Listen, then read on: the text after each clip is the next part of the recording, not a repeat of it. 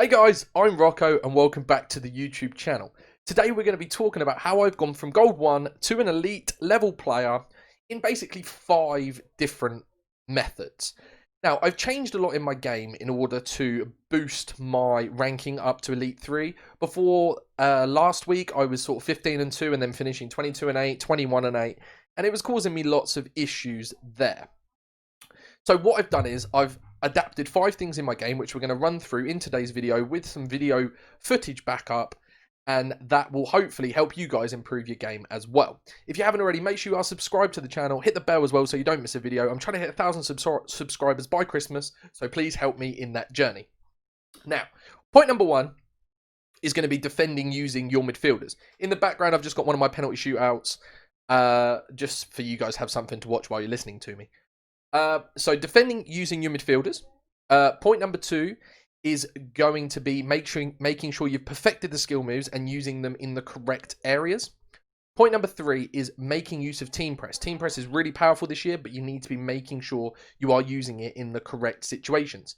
Point number 4 is being patient and waiting for that exact opportunity for you guys to score goals. And point number 5 is going to be trying to avoid AI blocks and watching keeper movement. Watching keeper movement is key, and avoiding those AI blocks in the best ways that you can. So as you can see here, we have in fact won this penalty shootout, and we're going to go straight into point number 1. So defending with your midfielders. Now, it's really crucial this year. Last year, it was a lot easier to defend with your CDMs and things like that because they would like automatically come back. Whereas this year, you have to manually bring your midfielders back. Now, the best way to do this is to like right stick switch between your 2 centre mids or your 2 CDMs and bring them back yourself manually to try and help out your defense. Now, I know it's not always possible to use your CDMs, especially like if the guy's on the break quickly. You do need to swap to your centre backs and make those defensive challenges, but you can really aid your situation and your positioning by using your CDMs.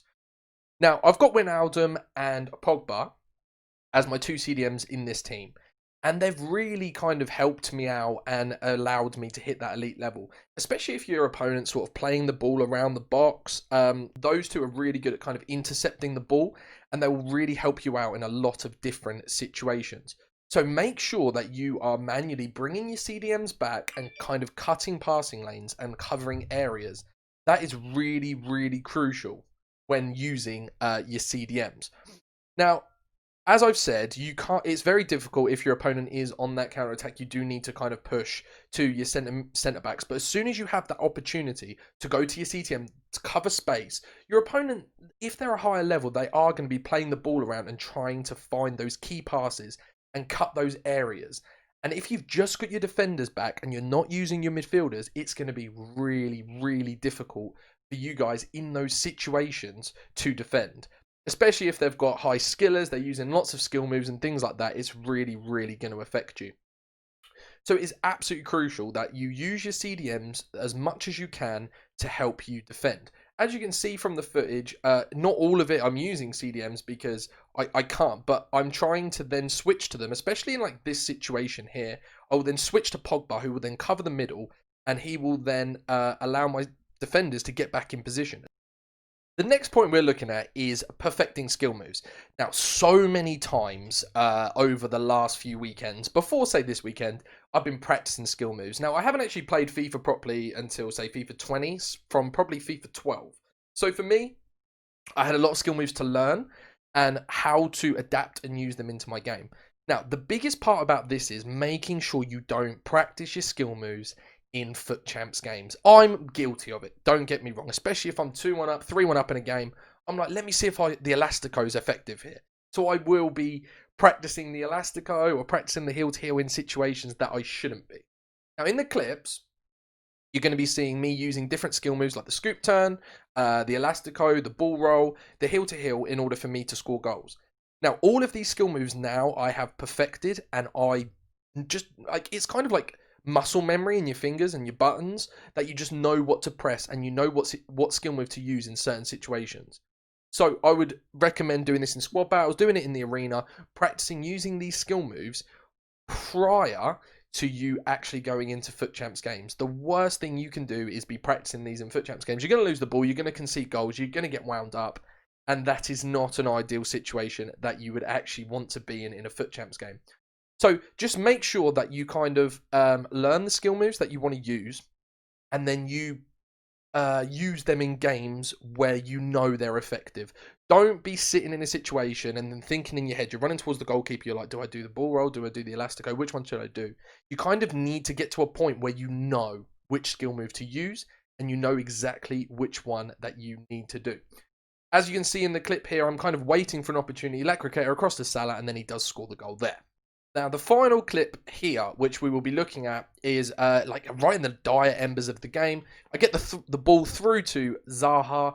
I'm waiting for the situation. In the end, I ball roll the goalkeeper. That is having composure and using skill moves in the right situations. Now, point number 3 is the use of team press. Now, team press has been nerfed, but it's still super, super effective. And I'm going to show you in the clips kind of the situations that I use it in. I'm going to kind of just talk over it and just say basically, the main time to use the team press is from a goal kick, your opponent's goal kick, or if the goalkeeper's got it in his hand and you can just see that they want to play it short. The moment that I see that the goalkeeper wants to play it short, I'll be going down on my D-pad, flicking left, and I'll be turning on that team press. Now, you need to know as well when to turn it off. If your opponent is a good player, they will kind of be able to break through this team press and then hit you on the counter. At that point, you need to flick off team press, get your team back in position, and then cover where you need to cover. But a lot of the time, as soon as you put your opponent under pressure, if they pass it back to their right back or they throw it to their left back, and you're pushing them, they're going to panic. They're going to kick the ball out. You're going to make an interception, and that is where it's absolutely key. And then you will get situations where you will score, like the chip goal that I have just scored now. So it is really, really important to make use of team press. Don't overuse it, because obviously you only have a 20-second cooldown on it, but make sure you know when to use it and what situations. The only other time I will use team press is if my opponent's kind of holding the ball around the halfway line, around just inside his half, and I kind of see an opportunity. He's just passing the ball back and forward. I'm like, okay, I could press him here and win the ball. So I will flick on team press there, and then I will win the ball as quickly as I can, and then push and attack in that situation. Now, in this final clip, this is exactly what I've just been talking about in terms of team pressing.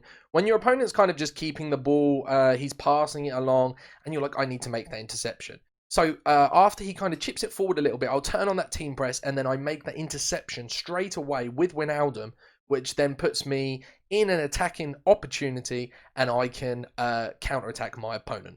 Point number 4 then is having patience. Now, patience is very difficult and really hard thing to grasp on FIFA. But if my opponent wants to play one depth drop back, I am more than happy to pass the ball along his box for the entire 90 minutes. Now, what you need to do is you need to make sure you're not rushing and you're not kind of, doing what your opponent wants you to do. If they're sitting back, they are wanting you to make a mistake. They're wanting you to run forward with your striker, run straight into a centre-back. You can't do that. You need to be passing it along the goal and then just waiting for that opportune moment to either do an R1X across goal, to produce a ball roll, to take a finesse from the edge of the area, whatever you want to do. You need to be waiting for that space. It kind of leads me into point 5 as well, which will be avoiding AI blocks and goalkeeper movement. It's kind of all into one. So I'll probably just talk throughout this, but it's basically I will be passing the ball. I'll be using L1X to kind of trigger runs, so my midfielders are going through, and then it will kind of force his centre backs and fullbacks out of position. If he's defending with his CDMs as well, they'll probably chase you around. So you need to be practicing using your left stick dribbling and making sure that you can then pass it where you need to and keep the ball. As soon as you lose the ball in this situation, you do get countered, and in the last clip I do in fact lose the ball, but I'm still just waiting for that opportunity. You need to be patient. Possession is key in this game. As much as anyone says it, possession really, really is key. And it really allows you to score more goals and open up that final opportunity. If I've got the ball wide, instead of crossing it when there's a defender there, take a ball roll or take a fake stop. Take an extra second before you play the ball across, because that will then allow your striker to get in a better position and will really help you to score more goals and be more effective in all different areas. Now, this is the last clip where I do, in fact, lose the ball. I'm waiting for a final opportunity. I end up screwing it up. I pass the ball into his defender, and then I do get caught on the counter attack. So into the final point then, which is kind of avoiding AI blocks and watching goalkeeper movement. Now, the first thing I will say about this is when you are one-on-one with the goalkeeper, do not watch your player. Say, for example, you've got a meter between your striker and their centre-back who's chasing you down or anything like that.